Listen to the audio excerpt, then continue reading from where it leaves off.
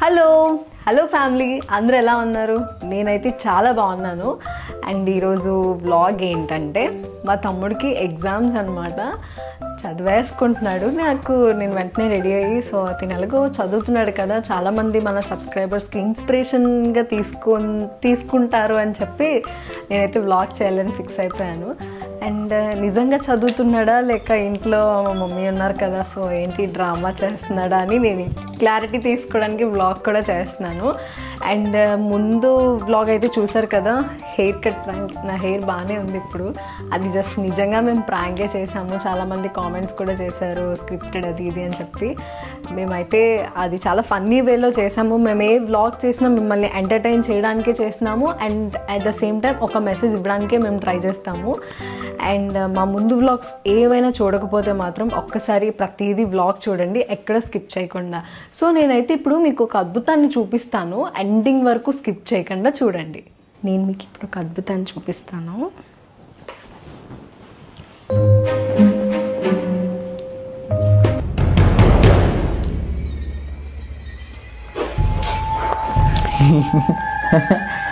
ఏం చేస్తున్నావు తమ్ముడు? చదువుకున్నా, నాకు డిస్టర్బ్ చేయక నన్ను. ఓకే, నిజంగా చదువుతున్నావా? ఏం చదువుతున్నావు? కార్పొరేట్ లీగల్ ప్రేమ అక్క. వీడియో బంద్ చేయక్క, వద్దక్క. రేపు ఎగ్జామా నిజంగా? లేదా అమ్మని ఏదైనా పని ఏమైనా ఉందా? రేపు ఎగ్జామ్ ఉందక్క. నిజంగా ఎగ్జామ్ ఉందంటే రేపు మిడ్ ఎగ్జామ్ ఉందక్క. సరే అయితే నేను కొన్ని క్వశ్చన్స్ అడుగుతాను. ఇప్పటి వరకు చదివావు కదా, అడగాల? అడగ. సరే ఉండైతే అడుగుతాను.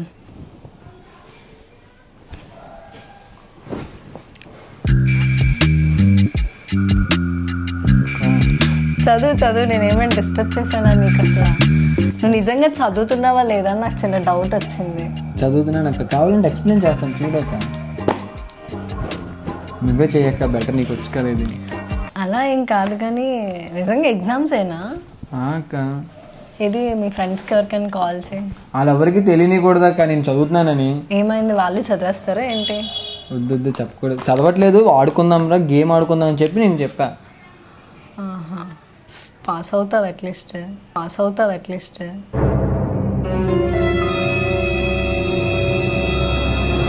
చూడక్క నువ్వు. మన సబ్స్క్రైబర్స్ వాచ్ చేస్తున్నారు కదా, అయితే వాళ్ళకి ఒక డౌట్ ఉందన్నమాట. ఏంటంటే ఎప్పుడు తమ్ముడు వీడియోసే చేస్తాడు కదా, అసలు మీరు చదువుతారా చదవరా అనేసి అంటున్నారు. నువ్వేం చదువుతున్నావు చెప్పచ్చు కదా? నేనైతే MBA ఫస్ట్ ఇయర్ చదువుతున్నాను అక్క. MBA ఫస్ట్ ఇయరా? అంటే నేను ఎప్పుడో ఒక్కొక్కసారి కదా ఇంట్లో ఉంటాను. అండ్ ఏంటంటే మా తమ్ముడు అసలు చదువుతాడా లేదా అనేది నాకు ఈరోజు హాలిడే కాబట్టి సరదాగా ఏదైనా వ్లాగ్ చేద్దాం అనుకున్నాను. నేను ఎప్పుడైతే ఈ అద్భుతాన్ని చూసానో నేను అసలు ఎక్కడికో వెళ్ళిపోయాను. క్లాస్ థర్డ్ ర్యాంక్ నాదే, ముగ్గురే ఉంటారు కాబట్టి. అది పరిస్థితి.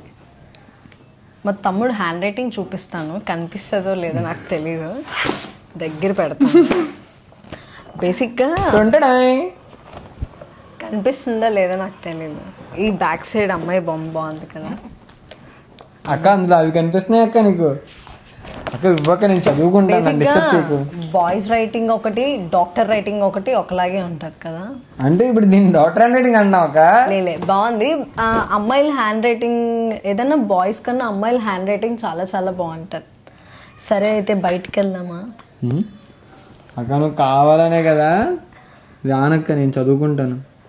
నేను టెస్ట్ చేస్తున్నాను తమ్ముడు, వస్తావా రావా అని చెప్పి. నేను అసలు రానక్క. ఇంకా ఎన్ని ఎగ్జామ్స్ ఉన్నాయి? ఇంకా స్టార్ట్ అవ్వలేదు అక్క. రేపు ఫస్ట్ ఎగ్జామ్ నాకు.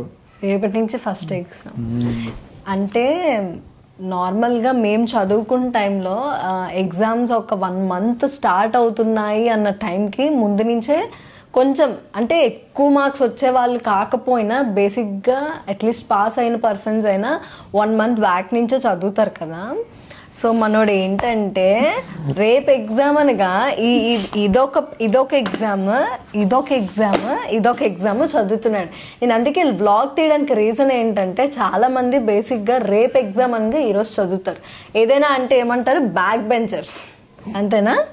బ్యాక్ బెంచర్స్ అంటారు. ఇప్పుడు మన తమ్ముడు ఏంటి అన్నది మాత్రం అన్యాయం అక్క.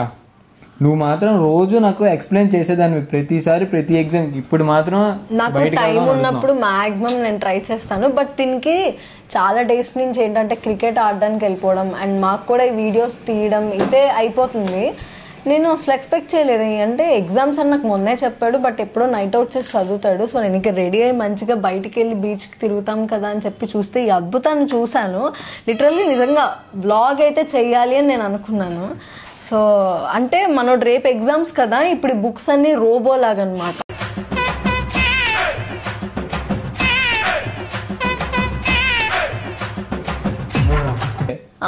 అయితే రోబో మూవీలోని వాడు ఇలా తిప్పగానే ఒక క్వశ్చన్ అడుగుతాడు, సో వాడు అన్ని ఆన్సర్ చేస్తాడు కదా. నువ్వు వాళ్ళ అది రోబో, నేను శశాంక్ వద్దు సాయి. నేను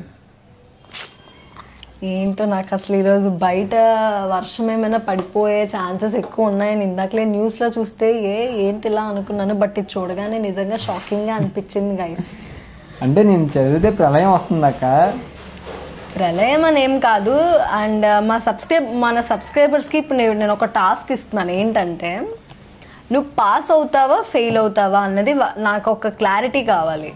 ఇప్పటి వరకు అయితే పాస్ అయ్యాడు, ఏది కూడా ఫెయిల్ అవ్వలేదు. బట్ ఈ మధ్య కొంచెం బుక్స్ చాలా తక్కువ తీసాడు కదా, నాకు డౌట్ వస్తుంది. కాబట్టి మన సబ్స్క్రైబర్స్ని అడుగుదాము, లైక్ తిను ఫెయిల్ అవుతాడా పాస్ అవుతాడా. డిస్టర్బ్ చేయకపోతే పక్కా పాస్ అయిపోతాను. నేను డిస్టర్బ్ చేస్తున్నాను సాయి. ఐస్ క్రీమ్ కొంటానన్నా ఇవన్నీ ఏంటక్క, బీచ్కి వెళ్దామని. సరే సరే అయితే వస్తావు మరి, వెళ్దాము.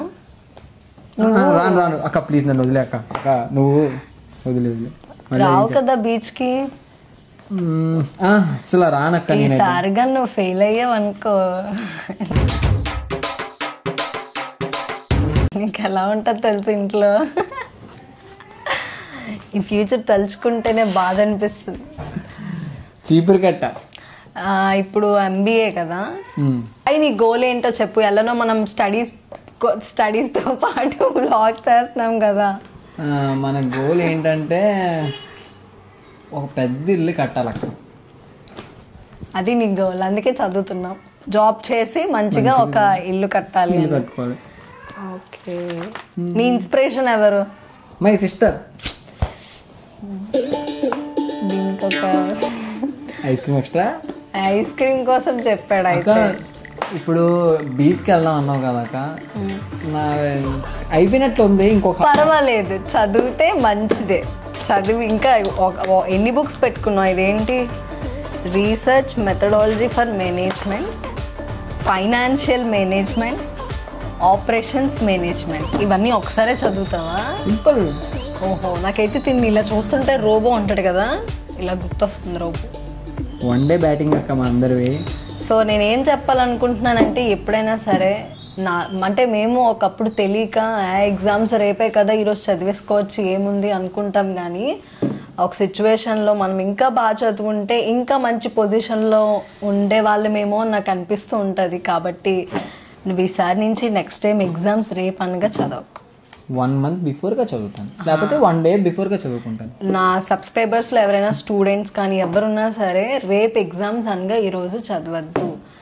దానికన్నా ముందే చదివితే ఇంకా మంచి పొజిషన్లో ఉంటారేమో అనిపించవచ్చు. అంటే మీరు అనుకోవచ్చు మనసులో, మరి మీరు చదివి ఉంటే మీరు మంచి పొజిషన్లో ఉంటారు కదా అని. మాకు ఆ టైంలో ఎవరు చెప్పేవాళ్ళు లేక ఇప్పుడు నేను చెప్తున్నాను ఏంటంటే, వర్షం పడుతుంది అక్క, మళ్ళీ అయిపోద్దేమో, వెళ్ళిపోదాం. కాబట్టి ఎగ్జామ్స్ ఎప్పుడు కూడా కొంచెం సీరియస్గా తీసుకోండి. ఎటువంటి డౌట్స్ ఉన్నా మీ ఇంట్లో ఎవరైనా ఉంటారు కదా వాళ్ళకి అడగండి. అండ్ ట్యూషన్స్కి వెళ్ళండి. మనం ట్యూషన్ పెడితే 2 రోజులు వెళ్ళి మళ్ళీ వెనక్కి వచ్చాడు. ఆ 2 రోజుల్లో కూడా ఒక రోజేమో లీవు, ఒక రోజేమో ఇంట్రడక్షనే అయిపోయింది, అక్కడ ఇంకేం లేదు. కాబట్టి ఎప్పుడు కూడా ఎగ్జామ్స్ని కొంచెం సీరియస్గా తీసుకోండి.